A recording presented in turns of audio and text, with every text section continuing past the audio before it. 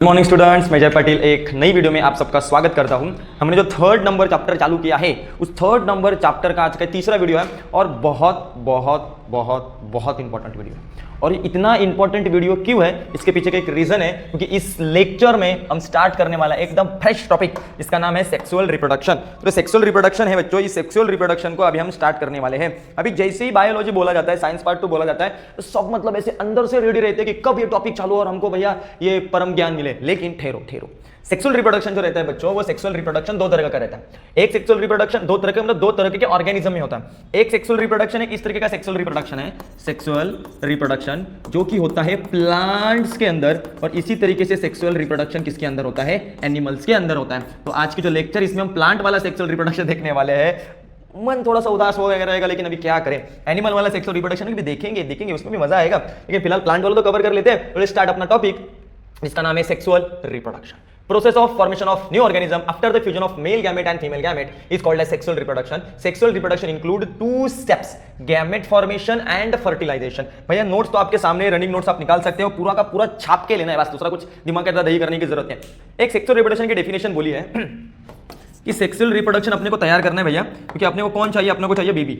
लेकिन ये बेबी के लिए अपने को दो पेरेंट्स चाहिए, एक चाहिए मेल वाला पेरेंट और दूसरा चाहिए फीमेल वाला पेरेंट। और ये जो दो पेरेंट है ये इनके सेक्स सेल को देंगे, मतलब गैमेट को देंगे, एक ऐसी सेल जिससे बच्चा पैदा होगा। तो ऐसा एक गैमेट मेल से आएगा, एक गैमेट फीमेल से आएगा, और थर्ड से कौन बन जाएगा, बेबी बन जाएगा। ओके तो जो प्रोसेस है जिसमें हम बेबी को तैयार करते हैं with the help of gamete, एक इस तरीके की सेल जिससे बेबी पैदा होता है और उसके अंदर 23 क्रोमोसोम रहते हैं, या फिर आप बोल सकते हो हाफ क्रोमोसोम रहता है। ऐसे सेल को हम गैमेट बोलते हैं। और जब हम मेल के गैमेट को और फीमेल के गैमेट को फ्यूज करते हैं तो इससे बेबी आता है। और इस तरीके का रिप्रोडक्शन, जिस रिप्रोडक्शन में हम गैमेट लेते हैं, ओके, और उस गैमेट के मदद से रिप्रोडक्शन करते हैं, ऐसे रिप्रोडक्शन को बोला जाता है सेक्सुअल रिप्रोडक्शन। इसमें 2 स्टेप इन्वॉल्व रहते हैं। कितने स्टेप इन्वॉल्व रहते हैं, 2 स्टेप। जो फर्स्ट स्टेप है उस फर्स्ट स्टेप का नाम है, उस फर्स्ट स्टेप का नाम है भैया, क्या नाम है उसका, नाम है गैमेट फॉर्मेशन। और दूसरा है फर्टिलाइजेशन। इसका मीनिंग मैं आपको बताता हूं। गैमेट फॉर्मेशन, इसका मतलब रहता है कि जो कोई ऑर्गेनिज्म है उसके अंदर एक पर्टिकुलर एज के बाद गैमेट बनता है। ऐसा नहीं कि पैदा हो गया और गैमेट लेके ही पैदा हो गया, एक एज के बाद उसके अंदर गैमेट बनता है, हाफ क्रोमोसोम वाली सेल बनती है जो आगे जाकर बेबी को प्रोड्यूस करेगी। तो सबसे पहले अपने को किसको बनाना है, गैमेट को बनाना है। उसके साथ अभी ये बार बार नहीं बताऊंगा, जब एनिमल वाला रहेगा तब फिर से नहीं रिपीट करूंगा, तो जरा दिमाग का दही मत करो, ध्यान से देखो। ओके, और दूसरा जो रहेगा वो रहेगा आपका फर्टिलाइजेशन। अभी फर्टिलाइजेशन मतलब क्या, जैसे मैंने आपको बताया कि अगर आपको बेबी को प्रोड्यूस करना है तो आपको 2 पेरेंट की जरूरत रहेगी, एक मेल वाला और दूसरा एक फीमेल वाला। और यहाँ पर होगा क्या, मान लो ह्यूमन बीइंग के अंदर है तो ह्यूमन बीइंग के अंदर के गैमेट को बोला जाता है ओवम और मेल गैमेट को बोला जाता है स्पर्म। तो ये मेल गैमेट किसके अंदर घुसेगा, इस फीमेल गैमेट के अंदर घुसेगा, और जब ये 2 गैमेट आपस में मिल जाएंगे तो इनसे कौन पैदा होगा, बेबी प्रोड्यूस होगा। ओके, तो इस तरीके की ये प्रोसेस रहती है जिसमें 2 स्टेप आपने देखे। ये सबसे पहले अपने को गैमेट को बनाना रहता है और उसके बाद उसके अंदर अपने को 2 गैमेट का फ्यूजन करना रहता है, मतलब तो ना शादी करानी रहती है उन 2 गैमेट की, जिससे कि बच्चा पैदा हो। तो ये तो सेक्सुअल रिप्रोडक्शन है, ये तो बच्चों होता है प्लांट्स के अंदर भी और ये होता है एनिमल्स के अंदर भी। तो प्लांट के अंदर जो मेल की रिप्रोडक्टिव सिस्टम है, मेल रिप्रोडक्टिव सिस्टम, उस मेल रिप्रोडक्टिव सिस्टम को नाम दिया जाता है एंड्रोशियम। एकदम सिंपल लैंग्वेज से बता रहा हूं, एकदम बेसिक से बता रहा हूं। और जो फीमेल की रिप्रोडक्टिव सिस्टम है उसको नाम दिया जाता है गाइनोशियम। और ह्यूमन बीइंग के अंदर, एनिमल के अंदर भैया ऐसे कुछ मगजमारी है नहीं, सीधा नाम दिया है मेल रिप्रोडक्टिव सिस्टम और फीमेल रिप्रोडक्टिव सिस्टम। तो हमने क्या देखा, सेक्सुअल रिप्रोडक्शन मतलब इस तरीके का रिप्रोडक्शन जिसके अंदर गैमेट का इन्वॉल्वेशन होगा, और ये 2 स्टेप से बेबी को पैदा करना पड़ेगा। सबसे पहले गैमेट को बनाना और उसके बाद दोनों गैमेट को मिक्स करना और उससे बेबी बनना, दैट इज फर्टिलाइजेशन। और जो सेक्सुअल रिप्रोडक्शन रहता है वो प्लांट के अंदर भी होता है, एनिमल के अंदर भी होता है। एनिमल के अंदर मेल रिप्रोडक्टिव सिस्टम को मेल रिप्रोडक्टिव सिस्टम ही कहा जाता है और फीमेल रिप्रोडक्टिव सिस्टम को फीमेल रिप्रोडक्टिव सिस्टम ही कहा जाता है। प्लांट के अंदर मेल रिप्रोडक्टिव सिस्टम को एक अलग से नामकरण विधि के साथ नाम दिया है एंड्रोशियम, और फीमेल को दिया जाता है गाइनोशियम। तो अगर अपने को प्लांट की रिप्रोडक्टिव सीखनी है तो अपने को एंड्रोशियम और गाइनोशियम इन दोनों को सीखना रहेगा। तो चलो चालू करते हैं अपना प्लांट भैया के साथ। तो सेक्सुअल रिप्रोडक्शन इन प्लांट, एकदम बढ़िया से डायग्राम दिया। कई बार मैं क्या करता हूं, मैं इमेज लेता हूं, जैसे कि यहाँ पर इमेज है, तो ऐसे मैंने कोई इमेज ले ली ना, तो बच्चे बोलते हैं सर हमको इमेज से समझ में नहीं आता, ये नहीं आता, वो नहीं आता, हम इस डायग्राम को कैसे निकाले। मैं थोड़ी भी मेहनत लेने के लिए मूर्खों आप तैयार नहीं हो, तो इसलिए सोचा कि आप जैसे आलसी हो मैं खुद से हाथ से डायग्राम निकाल लूं, जिससे कि आप ठीक से आपके बुक में किस तरीके से डायग्राम निकालनी है इसको सीख सको। क्या, तो चलो, बहुत इंपॉर्टेंट डायग्राम है, इस इंपॉर्टेंट डायग्राम को हम अभी पढ़ने वाले हैं। तो सेक्सुअल रिप्रोडक्शन इन प्लांट, यहां पर अगर आप देखोगे तो आपको, जैसे मैंने बताया कि आपको सबसे पहले सीखना है एंड्रोशियम और गाइनोशियम, लेकिन इसके साथ एक मजेदार कंसेप्ट जो मैं आपको यहां पर बताने वाला हूं, जिससे आपकी पूरी कंसेप्ट ही क्लियर हो जाएगी। वो कंसेप्ट ये है कि आपका जो प्लांट है ना, ओके, इस प्लांट का रिप्रोडक्टिव यूनिट फ्लावर है। जैसे ह्यूमन बीइंग के अंदर टेस्टिस और ओवरी रिप्रोडक्टिव यूनिट है, वैसे प्लांट के अंदर flower is a reproductive unit, ये बच्चा पैदा करेगा, सीड पैदा करेगा। तो ये जो फ्लावर है ना, इस फ्लावर के ऊपर या फिर इस फ्लावर के अंदर टोटल 4 लेयर है। कितनी लेयर है? 4। और उन लेयर्स को बोला जाता है वोल्स। तो वोल्स मतलब क्या? 360 डिग्री कवरिंग। मान लो कि अगर ये पेन है तो इसको मैं चारों साइड से क्या कर देता हूं? फोल्ड कर देता हूं। तो कवरिंग मतलब क्या? मतलब ये अगर मार्कर है और इसको सिर्फ ऊपर से ढकूंगा तो कवरिंग हो गई, लेकिन इसको मैं अगर चारों साइड से फोल्ड करूंगा, ओके देखो अभी आपको किसी भी तरीके से नहीं दिख रहा होगा, इसको मैंने चार साइड से 360 डिग्री से फोल्ड किया, 360 डिग्री की इसके ऊपर मैंने कवरिंग चटाई है।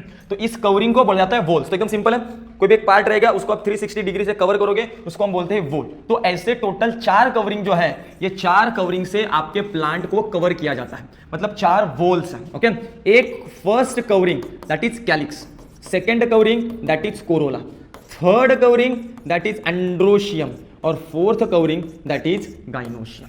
ओके, तो पहली वाली कैलिक्स, दूसरी वाली कोरोला, तीसरी वाली एंड्रोशियम, चौथी वाली गाइनोशियम। तो सबसे पहले हम आउटर से इनर जाएंगे, एक एक कवरिंग को निकालते चले जाएंगे। तो उसके अकॉर्डिंग सबसे पहली कवरिंग कैलिक्स लगेगी, उसके बाद कोरोला लगेगी, उसके बाद एंड्रोशियम लगेगा और उसके बाद गाइनोशियम लगेगा। ओके, तो चलो इस प्लांट को अभी हम एक पार्ट को ऐसा अलग अलग से करेंगे। तो देखो सबसे पहले आपको यहाँ पर जो बेसमेंट वाला पार्ट दिखाई दे रहा होगा, मतलब कोई भी ऐसा फ्लावर रहता है, ये हो गया फ्लावर। ओके, तो इस फ्लावर के अंदर ना कुछ इस तरीके से टेली रहती है। ओके, तो ये जो है जिसने पूरे के पूरे फ्लावर को ऐसा पकड़ के रखा है, इसको बोला जाता है कैलिक्स। क्या बोला जाता है? कैलिक्स। तो अगर आपने किसी हिबिस्कस का प्लांट देखा होगा, इसके अंदर हिबिस्कस का है क्या? इसके अंदर हिबिस्कस का है क्या? ना ना ना ना, हिबिस्कस का नहीं है।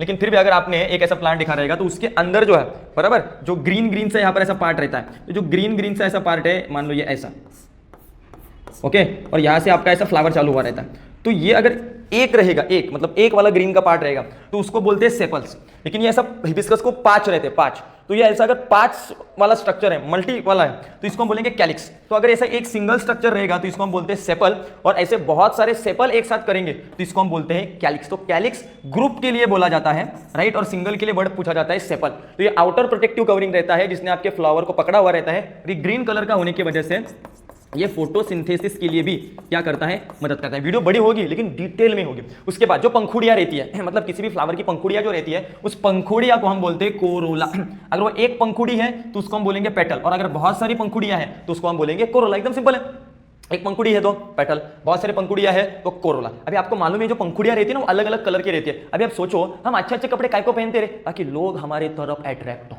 वही तो ऐसा तो हम 4-4 दिन भी बिना नहा के घूम सकते हैं, लेकिन नहीं, अपने को लोगों को अट्रैक्ट करना है। तो अट्रैक्ट करने के लिए हम अच्छे अच्छे कपड़े पहनते हैं ना। जो फ्लावर ये भी अच्छे अच्छे कपड़े पहनता है। अभी कपड़े पहनता है मतलब किसको लेता है? पंखुड़ियों को, कोरोला को लेता है। तो पंखुड़ियां कलरफुल है, तो कलरफुल होने की वजह से ये इंसेक्ट को अट्रैक्ट करती है। इनके अंदर से अच्छी अच्छी स्मेल निकलती है, इसके वजह से इंसेक्ट अट्रैक्ट होते हैं। अभी रहेगा सवाल, सर इंसेक्ट को अट्रैक्ट करना ही क्यों है? चले वो कीड़ों मकोड़े जितना फ्लावर से दूरी बना के रहेंगे उतना तो अच्छा है। तो ये फ्लावर को उन कीड़ों मकोड़ों को अट्रैक्ट करना क्यों है? उनको अट्रैक्ट करने के पीछे का एक वजह है, वो वजह मैं आपको बाद में बताऊंगा। क्योंकि अगर मैंने आपको अभी यहाँ पर बता दिया तो आप दिमाग खुजाते खुजाते पागल हो जाएंगे।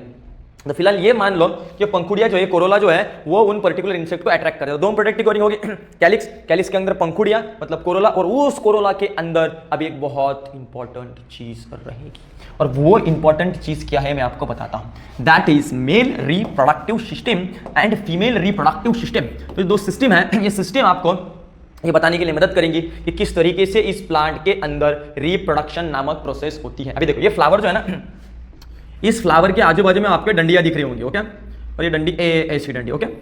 तो ये जो डंडी है, ये डंडी मेल रिप्रोडक्टिव सिस्टम को डिनोट करती है।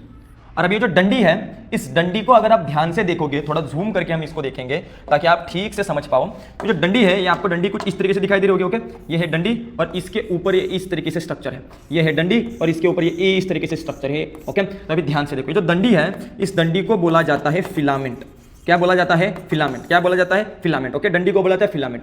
इसके ऊपर का जो स्ट्रक्चर है, इसको बोला जाता है एंथर, और मेन पार्ट ये एंथर है क्योंकि ये मेन पार्ट प्लांट के गैमेट्स को बनाता है। और कौन से गैमेट को बनाता है? मेल गैमेट को बनाता है। तो एंथर ये बाइलोब्ड, बाइलोब क्योंकि इसमें 2 पार्टीशन, इसलिए बाइलोब, लोब मतलब पार्टीशन, कितने partition? 2, hence it is bilobed structure. तो एंथर कैसा है बच्चों? एंथर है बाइलोब्ड स्ट्रक्चर। दो पार्ट में डिवाइड है और एक इसको बनाता है, ये गैमेट को बनाता है। तो ये एक्चुअली यहां पर आपको गैमेट से अच्छा एक वर्ड है दैट इज पॉलन ग्रेन। आप इनडायरेक्टली इसको मेल गैमेट ऑफ फ्लावर भी कह सकते हो। तो ये पर्टिकुलर पॉलन ग्रेन को बनाता है। तो अगर आप पीछू वाले डायग्राम में आओगे तो आपको ये जो पर्टिकुलर एंथर है और आपके जो पर्टिकुलर फिलामेंट है, ये ऐसे बहुत सारे एंथर और बहुत सारे फिलामेंट यहां पर देखेंगे और इनको कंबाइनली वर्ड बोला जाता है एंड्रोशियम। तो अगर ये एक डंडी रहेगी तो इसको वर्ड बोला जाता है स्टैमेन। क्या बोला जाता है? स्टैमेन। लेकिन ये एक स्टैमेन, ये दूसरा स्टैमेन, ये तीसरा स्टैमेन, ये चौथा स्टैमेन, तो ये अलग अलग स्टैमेन्स को कंबाइनली वर्ड पूछा जाता है एंड्रोशियम। नहीं समझ में? एकदम सिंपल है। देखो अगर ये एक डंडी है तो इस एक डंडी के अंदर एक्चुअली दो पार्ट रहते हैं, लेकिन यहाँ पर तीन पार्ट मैंने आपको जानबूझ के दिया है। एक तो एंथर जो पॉलन ग्रेन्स को बनाएगा, मेल गैमेट को बनाएगा। एक तो डंडी, ये डंडी उस एंथर को ऐसे ऊपर उठा के रखेगी, और ये एक बीच वाला पार्ट जो एंथर और फिलामेंट को ज्वाइन करेगा। तो एंथर कनेक्टिव फिलामेंट, ये एक डंडी को अगर आप बोलोगे तो उसको बोला जाता है स्टैमेन। क्या बोला जाता है? सिंगल रहेगा तो इनको बोला जाता है स्टैमेन। तो फिर ये एक स्टैमेन हो गया, ये दूसरा स्टैमेन हो गया, तीसरा स्टैमेन हो गया, चौथा स्टैमेन हो गया। तो बहुत सारे स्टैमेन को हम वर्ड बोलते हैं एंड्रोशियम। एकदम सिंपल है। उसके बाद थर्ड पार्ट इज गाइनोशियम। तो ऑब्वियसली बात है ये कौन सी रहेगी? फीमेल वाला रहेगा। ओके, तो जैसे मेल के अंदर आपको यहाँ पर तीन पार्ट दिखाई दे रहे होंगे, उसी तरीके से फीमेल के अंदर भी कितने पार्ट रहते हैं? तीन पार्ट रहते हैं। तो ये जो आपको उभरा हुआ पार्ट दिख रहा होगा, ऊपर वाला पार्ट दिख रहा होगा जो एकदम एक्सटर्नली है, इसको बोला जाता है स्टिग्मा। तो जैसे मैंने मेल रिप्रोडक्टिव ऑर्गन के फंक्शन बताया, मैं फीमेल रिप्रोडक्टिव ऑर्गन के फंक्शन भी बताता हूं। अगर मेरे को एक बात बताओ, यहां पर है ओवरी और यहां पर है फीमेल गैमेट, और हमने देखा कि फर्टिलाइजेशन करना इज नेसेसरी, क्योंकि इस फर्टिलाइजेशन के वजह से मेल गैमेट कहां तक पहुंचेगा? फीमेल गैमेट तक पहुंचेगा, और यहां पर सीड का फॉर्मेशन होगा, बेबी का फॉर्मेशन होगा। तो इसका मतलब इसके अंदर जो पॉलन ग्रेन्स है, इस पॉलन ग्रेन को अपने को ओवरी तक पहुंचाना है। तो भी ब्लूटूथ कनेक्शन तो है नहीं कि ब्लूटूथ डिवाइस इज कनेक्टेड, तो इसलिए हमको करना क्या रहेगा? अपने को इस पर्टिकुलर पॉलन ग्रेन को सबसे पहले फीमेल रिप्रोडक्टिव सिस्टम के फर्स्ट पार्ट तक पहुंचाना रहेगा, जिसका नाम है स्टिग्मा। तो स्टिग्मा एक स्टिकी सा चिपचिपा सा मटेरियल रहता है, एक पार्ट रहता है, इसके अंदर बहुत सारे पॉलन ग्रेन आकर इकट्ठा हो जाते हैं। अभी सवाल सर ये है कि ये पर्टिकुलर पॉलन ग्रेन यहां से यहां पर गए कैसे? और यहां पर मैं आपको एक चीज रिकॉल करूंगा, जब मैंने आपको बोला कि आपको जरूरत पड़ती है इंसेक्ट्स की। सर जी इंसेक्ट, अब इंसेक्ट क्या करेगा? देखो जब ये फ्लावर के ऊपर बैठेगा तो उसके जो पैर है, उसके पंख है, उसके ऊपर ये पॉलन ग्रेन चिपक जाएंगे और जैसे उड़ेगा, ओके, तो उड़ते उड़ते इसके ऊपर चला जाएगा, तो उड़ते उड़ते उसके पैर को चिपके हुए, उसके पंखों को चिपके हुए जो पॉलन ग्रेन्स है, वो पॉलन ग्रेन्स नीचे गिर जाएंगे, और उसमें से कुछ जो पॉलन ग्रेन्स है, वो पॉलन ग्रेन्स इस स्टिग्मा को जाकर अटैच होंगे। तो अट्रैक्ट काइक को करने का है, अट्रैक्ट इस वजह से करना है ताकि यहां पर आकर बैठे, यहां से उड़े फिर से, ताकि उनके पैरों पे, उनके पंखों पे लगे हुए पॉलन ग्रेन इस स्टिग्मा पर चिपके और अपना रिप्रोडक्शन हो। जब इंसेक्ट आकर यहां से पॉलन ग्रेन को उठाता है और यहां पर जाकर पहुंचाता है, इस प्रोसेस को बोला जाता है पॉलिनेशन। तो अपने को इंसेक्ट की जरूरत क्यों है? क्योंकि अपने को पॉलिनेशन करना है। तो अभी यहां पर आने के बाद ये जो पर्टिकुलर पॉलन ग्रेन है यहां पर चिपक जाते हैं, और उसके बाद यहां से एक पाइप जो है वो पाइप बनती है। तो अगर आप नीचे का पार्ट देखोगे, नीचे का पार्ट, तो उस नीचे के पार्ट को बोला जाता है स्टाइल। एक डंडी, गाइनोशियम वाली डंडी, इसको बोला जाता है स्टाइल, और इस स्टाइल से एक पाइप पास होती है, जो पाइप सीधा जाकर ओपन होगी ओवरी के अंदर। तो ये जो पाइप तैयार हुई है, और ये पाइप तभी तैयार होती है जब स्टिग्मा के ऊपर आकर पॉलन ग्रेन चिपकते हैं, अदरवाइज ये डंडी, ये पाइप तैयार नहीं होगी। और ये जो पर्टिकुलर डंडी तैयार हुई है, इसको हम बोलते हैं पॉलन ट्यूब। क्या बोलते हैं? Pollen tube. अभी लिखने के लिए जगह नहीं है तो आप समझ के ले लो। ओके, तो ये जो पॉलन ट्यूब है, इस पॉलन ट्यूब से भैया अपने ये जो गैमेट है, ये गैमेट नीचे पहुंच जाएंगे ओवरी भैया के अंदर। तो स्टिग्मा ने पॉलन ग्रेन को चिपकाया, और ये पर्टिकुलर डंडी पॉलन ट्यूब तब तैयार हुई। ये पॉलन ट्यूब स्टाइल नाम के पार्ट से पास होती है और जाकर ओपन होती है ओवरी के अंदर। Is the last part of gynoecium, और इस ओवरी के अंदर रहते फीमेल गैमेट। तो हुआ क्या? ये मेल गैमेट किसके अंदर एंटर हो गए? ओवरी के अंदर एंटर हो गए, और ओवरी के अंदर रहते फीमेल का गैमेट। इस फीमेल के गैमेट को बोला जाता है ओव्यूल। तो इस ओव्यूल के पास कौन पहुंचे? Pollen grain. तो पॉलन ग्रेन मेल वाला है और ओव्यूल फीमेल वाला है। फिर ये फ्यूज होंगे और इनसे सीड का फॉर्मेशन होगा, बेबी का फॉर्मेशन होगा, और उसको भी हम डिटेल में पढ़ेंगे। तो अभी मैंने आपको पूरा का पूरा जो फ्लावर है, इस पूरे के पूरे फ्लावर को डिटेल पढ़ाया है, और इसके अकॉर्डिंग मैंने आपको सबसे पहले ये पढ़ाया कि आपका जो पर्टिकुलर फ्लावर है, इस फ्लावर के अंदर 4 प्रोटेक्टिव लेयर रहती है। इसमें से इस प्रोटेक्टिव कवरिंग को हम बोलते हैं वोल्स। क्या बोलते हैं? वोल्स। तो सबसे पहले मैंने आपको यहाँ पर कैलिक्स पढ़ाया, उसके बाद मैंने आपको कोरोला पढ़ाया, उसके बाद मैंने आपको एंड्रोशियम पढ़ाया, और उसके बाद मैंने आपको गाइनोशियम पढ़ाया। तो मेरे को एक बात बताओ रे, रिप्रोडक्शन करा किन्होंने? एंड्रोशियम और गाइनोशियम ने। लेकिन उनका रिप्रोडक्शन ठीक से हो, इसलिए किसने मदद किया?